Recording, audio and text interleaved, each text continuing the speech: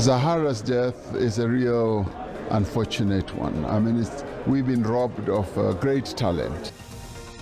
Basathe xhunga bembeli kwaye saphokoka amazwi ovelwano emva kokusweleka kukaZahara phezolo nogule ixeshana. People have maximized profit at the expense of South Africans. Iphiko lolutsha lombutho lwe-ANC luhlasela ibhanki ezasingela phantsi ifuthe lamandla erandi. قوي ويسير في تقدم مستمر. uDesiree Ellis uphumelele imbasa yomqeqeshi wonyaka. Amaqobokazana eMamelodi Sundowns aphumelele eyeqela lonyaka.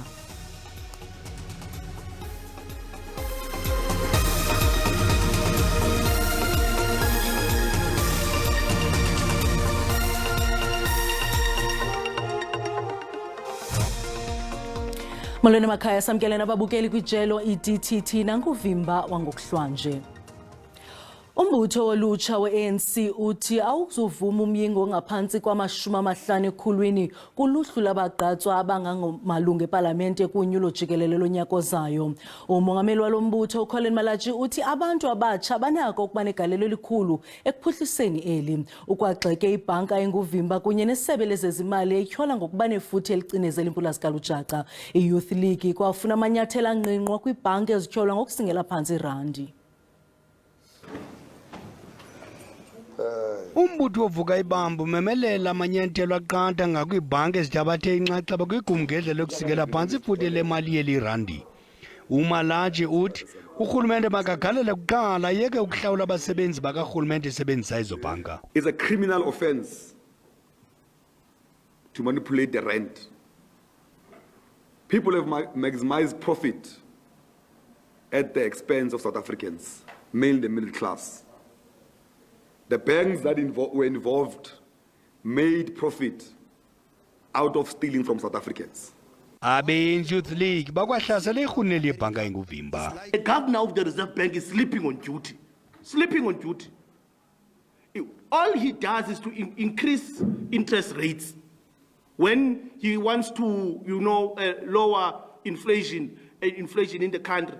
He's an inflation targeting fundamentalist. He doesn't want to grow the economy. Lo mlisela nomthinja nombutho omkhulu uyabukhaba nokucuthwa kohlahlo lwabiwomali okuthethekayo kwisabelo sengxowa-mali yabafundi ye-NSFAS. Treasury must urgently increase, not even cut, must increase the budget of NSFAS to benefit majority of South Africans. I-Youth League ikwakhusele usosiba jikelele we-ANC ufikile mbalula ngonamnawo wexekwa namagqala e-ANC ithe iza kuzikhusela zonke inkokeli ze-ANC kwinto ethi ziintshukumo zokuthibaza iinzame zokutshintsha impilo yabemi beli. Imvumi ebineminyaka eyi-35 yaseMzantsi Afrika neweli lwandle isitsho ngomculo ochukumisa izizwe ngezizwe uZahara uswelekile ngokuhlokwa izolo kwisibhedlele saseRhawutini. Umbono omxesibe uvakalise unxunguphalo novelwano ngesisithwakumbe. Laphuma ilanga kwilali yasePhumlani eMpuma Koloni ngomhla wesi-9 kaNovemba ngo-1988 kanti kukubabalwa kwehlabathi liphela hayi nje idolophu yaseMonti ngoMasithathu ubulelwa mkhuthukana nobesaziwa njengoZahara. Wathatha isigqibo sokwabela izizwe ngesipho sakhe ngo-2011 ngencamisa yecwecwe elithi Loliwe nelafika emanqwanqweni eplatinum. Wajizela emafini ngokulandelisa ngecwecwe elithi Pendula ngo-2013 wandizana ngakumbi ngo-2015 ngecwecwe elithi Country Girl nelathwajize nge-Triple Platinum. Ube inkwenkwezi eqaqambe ngokwahluka nangelango 2017 icwecwe lalisithi Mgodi ukuza kuthi ga kwelesihlanu elithi Nqaba Yam wokuhlala ekhunjulwa ngamagama begangatha ngawo nesingqe bequla ngaso emculweni wakhe obechicimisa iqhaya kubugcisa nenkcubeko impiliso nobunye ezizweni. Zahara for me will be remembered as someone who chose to be herself. She would always say, I'm here to heal the people, I'm here to heal people, I'm here to heal people.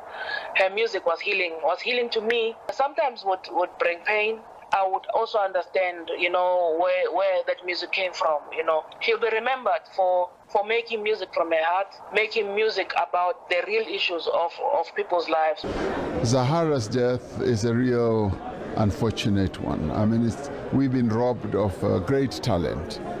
She was talented, she was vibrant, she was a wonderful composer. uZahara ulele ngandletyana nye esibhedlele saseRhawutini ukusukela kwinyanga ephelileyo ze wasweleka izolo. Ulusanda Mbane otyelele ikhaya likaZahara ngalentsasa uphefumle ngemeko akuyo umama wakhe wenjenje. Mama's looking amazing.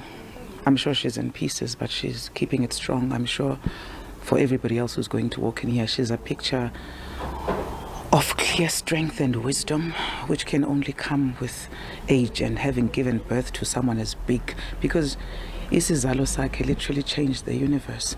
Ngubani na ubengayilindelanga lenzwakazi yesizwe okokuba ibuye esibhedlele ingumqabaqaba uza kuqabela amaqonga uqaqambise isingqi saseAfrika kwakhona. Usapho lukaZahara luthi luphulukene nengqaka kambe lumtyibele njengeqhawekazi ebeliyimvuze bububele intobeko nobuntu. Ukanti urhulumente wasempuma koloni uphose amazwi wenjenje. Ifamily mayomelele izihlobo zikaZahara kwi-industry abantu balalali yakulo Zahara bonke nje abantu baseBuffalo City, Eastern Cape, South Africa sithi ngxe akuhlanga lungehlanga siyayazi xa ithe wasihlutha into ebesiyithanda ubuyisa eyakhe makwenzeke intando yakhe. uZahara uwe evuka kumahla ndenyuka kwikhondo lakhe lomculo. Ngo-2014 waswelekelwa ngumninawa ukanti ngo-2021 waswelekelwa ngudadewabo omdala. Ushiya ngasemva isoka lakhe nazalwa nabo abathathu ukanti iinkcukacha ezithe vetshe ngesingcwabo sikaZahara zisiza kuvakaliswa. Umongameli we-IFP uVelenkosini Hlabisa uthi eliqela ngumthuzimele liza kuziqhubela iphulo lalo phambi konyulo likazwelonke nolwamaphondo kunyaka ozayo. uHlabisa ebethetha namalungu e-IFP ngethuba kuvulwa inkomfa yemigaqo-nkqubo yeqela empangeni KwaZulu-Natal. Isigqibo se-IFP sokuzibandakanya kwisivumelwano sentsebenziswano namaqela siyihlangabezene nengxwabangxwaba zangaphakathi eqeleni. Lamalungu e-IFP ahlangene lapha kuzohlahla indlela eyaphambili yeqembu.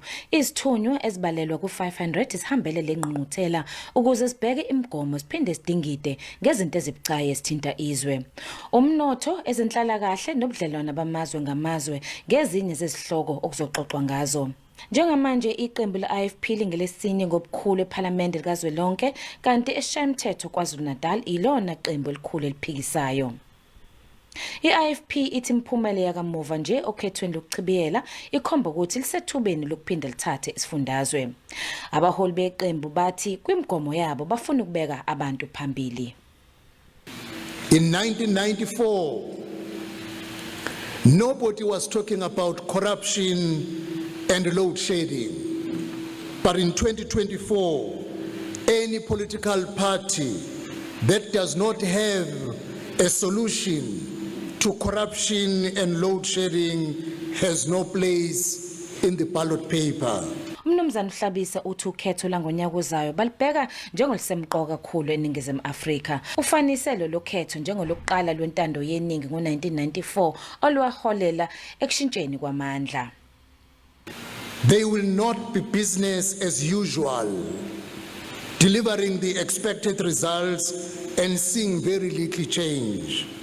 Mnumzane Hlabisa ube secacisa ngokubamba iqhaza kwabo esivumelwanweni samaqembu amaningi e-multi-party charter wathi akufanele abantu badideke. Uthi iqembu lenkatha lizimele lengqungquthela izophela ngolwesithathu.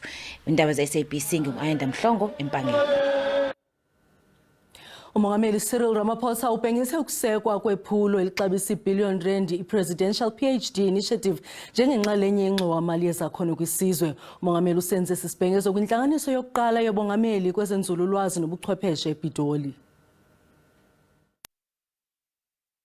ngabantu abangaphezulu kuma-200 abaphuma kurhulumente, izifundiswa, imibutho yoluntu neenkokheli zoshishino abangongelene kwiziko lehlabathi le-CSIR ePitoli kuboniswana ngemiba yezakhono, ubuchwepheshe nokuvelisa njengezinto ezinganefuthe elichumisayo kuqoqosho lweli. Njengenxalenye yokuzalisekisa eliphupho, umongameli ubhengeze iphulo elijoliswe ekubeni ulutsha lube nako ukufikelela kuphando-nzulu olunokuvela nezinto ezinkulu. It therefore gives me a lot of pleasure to announce the establishment of the Presidential PhD Initiative through an initial R1 billion investment from the National Skills. Umongameli ukwacela becandelo labucala namahlakani ehlabathi ukuba babinze ekukhuliseni utyalo-mali kwi-Presidential PhD Initiative Fund ukuze ibe sele ine-R5 billion kwinxili yayo ngonyaka 2030. We would want business to take the lead, as business always takes the lead when it comes to research and development spend. And at the South African Investment Conference earlier this year, Minister Nzimande presented the early results of the Innovation Fund initiative, where the state has partnered with business in supporting technology-based SMMEs to commercialize their products. Kuthenjwa ukuba isithebe sengxoxo kwezenzululwazi, ubuchwepheshe nokuvelisa imibono emitsha kuza kuza nezisombululo ezizakuqhubisana nemingeni abajongenene nayo bemibili ukuqinisekisa ukuba inzululwazi zenza umehluko ekuqulunqweni kwemigaqo-nkqubo emitsha. Kwalapha ezindabeni, esinye isikhululo senqwelomoya se-R7 billion kufuphi neDurbanville eKapa sisekwe ukuba siqalise ukusebenza ngo-2027. Kodwa masiqale evenkileni.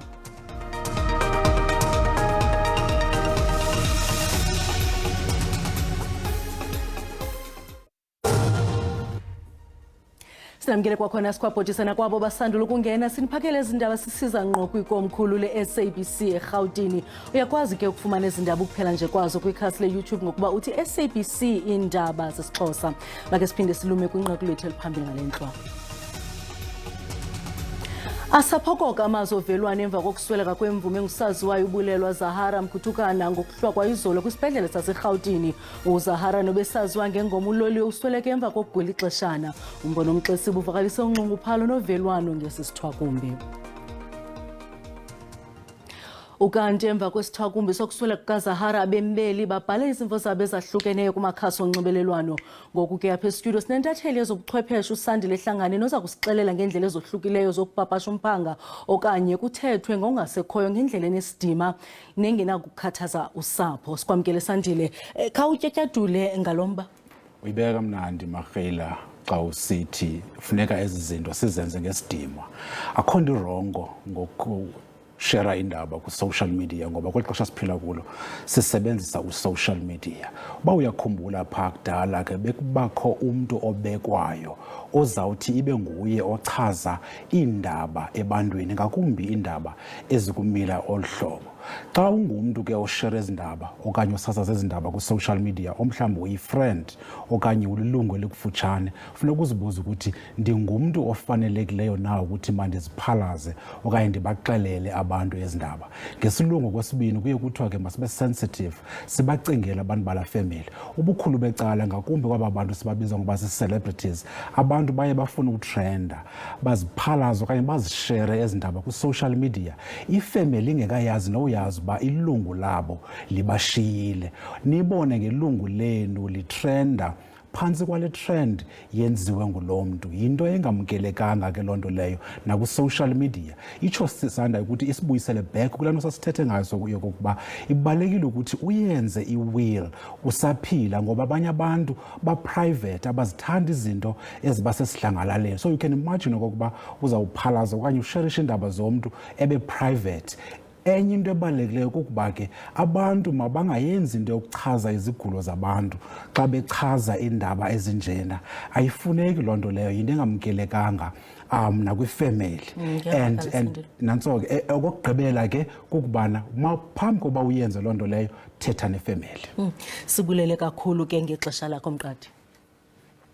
Usihlalo we-EFF kuzwelonke nelungu lepalamente uVeronica Mente uthi ukhutshwa kwakhe ngusomlomo wendlu yowiso-mthetho uNosiviwe Mapisa-Nqakula kwangekho mthethweni. uMente kunye namanye amalungu amabini e-EFF epalamente uNaziya Paulsen noKhanya Ceza bajongene neengxoxo zoluleko ngenxa yokuphazamisa iseshoni yempendulo nemibuzo kaMongameli uCyril Ramaphosa ngo-Agasti wonyaka ophelileyo. EFF eParliamente ajongene nezityholo zokudelela iParliamente kutyholwa ngelithi zange avuma ukuphuma xa ayeyalelwa ngusomlomo ukuba enze njalo emva koko asuswa ziinkonzo zokhuselo. Amalungu amaninzi eParliamente alibazise iseshoni yemibuzo neempendulo kamongameli phambi kokuba athethe nendlu ngo-Agasti wonyaka ophelileyo, ngoku athi oko kwakungekho semthethweni. When it comes to me, I wouldn't know why she took that particular route, and I wouldn't understand why she was not interested on facts, but take whatever Zulu was saying to her as true, and therefore it must be applicable to me as well. Igqwetha le-EFF lime ngelithi inkqubo yoluleko yayiluhlaselo lwezopolitiko. Something to be done about the rules to ensure the impartiality that we spoke about, mitigating against usage of public power to target political opponents using the rules, and introducing an element of independence in these procedures. Would you agree with me that is something to look into? There is context to everything.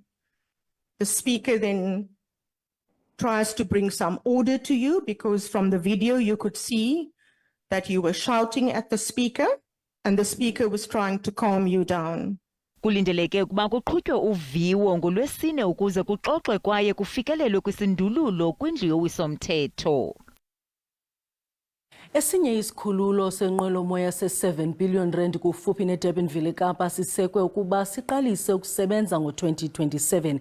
Esi sibhengezo senziwe ziinkokheli zamacandelo abucala kwingxelo yamajelo eendaba namhlanje. Umseki weCape Winelands uAdele Klingenberg uthe injongo kukuba esi sikhululo iFisante Kraal Airfield isimelane nabakhweli abayi-2 million benqwelomoya zamazwe ngaphandle nezasekuhlaleni.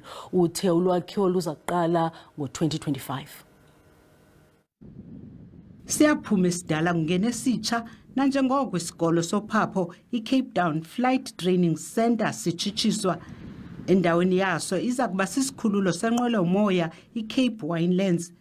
Kulindeleke kuba umyinge we-25% yabahambi abasuka ngaphandle okanye kwezinye iidolophu zeli basebenzise esi sikhululo.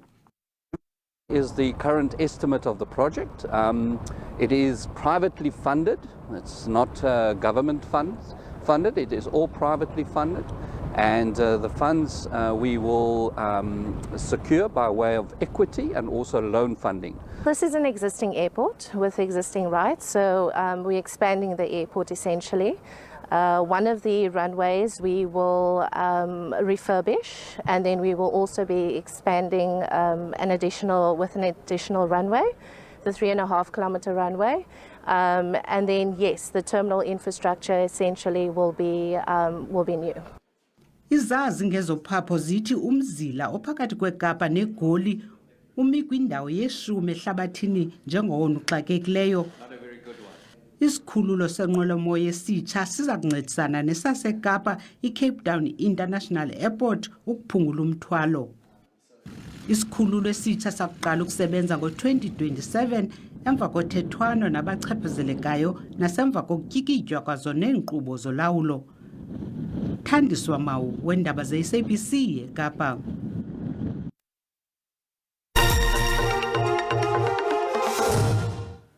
Imbasa ze-Confederation of African Football ebezibanjelwe eMarrakesh, Morocco ziqaqambise amandla wamanina kwezemidlalo eMzantsi Afrika. uDesiree Ellis uphumelele imbasa yomqeqeshi wonyaka. Amaqobokazana eMamelodi Sundowns aphumelele yeqela lonyaka. Logama abadlali abahlanu bebanyana bewongwe ngeyabadlali abaqaqambileyo kwabali-11 kwilizwekazi Afrika. uPercy Tau kuphela komdlalo omele amadoda ngembasa yakhe yekontinenti neqela lakhe Al Ahly. Ukuzijula ijacu kwamanina eli kwibhola ekhatywayo kuze neziqhamo ezincumisayo kwimbasa ebezibanjelwe eMorocco. uDesiree Ellis ugoduke nebhaso lomqeqeshi wonyaka isihlandla sesine wakhokhela ibanyana yabazintshatsheli zecontinent nyakenye wajika kumjikelo wamaqela ayi-16 kwindebe yehlabathi kulo nyaka. U-Ellis uncome igalelo leqela asebenza nalo kule mpumelelo. This is for all of you, for all the administrators that work in women's football, but most importantly for the Banyana players, because they make us look good. Elinye lamaqela elicuma ibanyana ngabadlali iMamelodi Sundowns nalo belingena kulibaleka. Intshatsheli ze-Champions League zithwejize ngewonga leqela lonyaka kumanina. Logama isithathu sabadlali be-Sundowns bebeyinxalenye yesihlanu sabadlali bebanyana esifumene ibhaso le-Women's Africa 11 yonyaka. My hard work has been seen. I think without me individualizing myself, it will also be teamwork because we've done well as the national team of South Africa. It's a great experience to be here today. It's a great honor to be amongst the best 11 in Africa. All I can say is I'm grateful for what coach have done with me throughout the year, my teammates and everyone who I have worked with before. Umdlali wabafana bafana ne-Al Ahly uPercy Tau unikwe iwonga Interclub Player of the Year. Logama eliqela lakhe laseJiphetha lihambe nembasa yeqela lonyaka kwicandelo lamadoda. Kalendlela siuqonqothile uvimba ngokuhlwanje sibamba ngazibini mawethu sinikhumbuza ezangomso sizanoxa bethu ngesizulu busuku benzolo.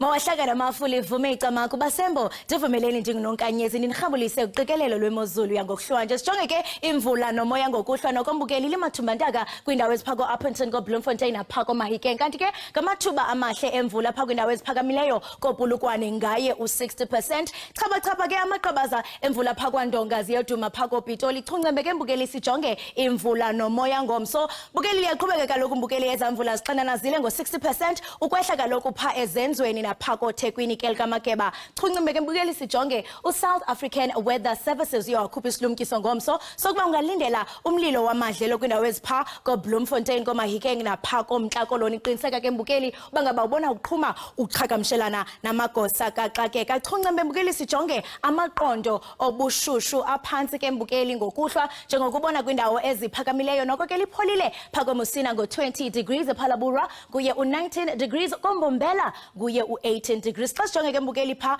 kwelikamageba koRichards Bay nguye u20 degrees kanti ke Thekwini nguye u18 Jonge ke mbukeli pha esajonisi esinuka komthatha kwaBhaca emamponjweni phakathi emkhambeni nguye u12 degrees ekomani ke nakhona eCraddock babambene ngamanqaku ngaye u11 degrees chungcembe ke mbukeli sijonge amaqondo abushushu phezulu njengokubona kaloku mbukeli phako Worcester lifudumele ngaye u31 degrees emangalisweni nguye u25 degrees kanti ke pha eGeorge liphole ngaye u24 degrees xa singene senzweni phako Monti nguye u21 degrees emakhanda nguye u20 degrees phako Tsomo kaloku mbukeli phana nguye u16 degrees kanti ke mbukeli lifudumale kakhulu phana koKimberley naphako Freinberg babantu bene ngamanqaku ngaye u37 degrees maziqhume inqawe emaxhekweni Xosi.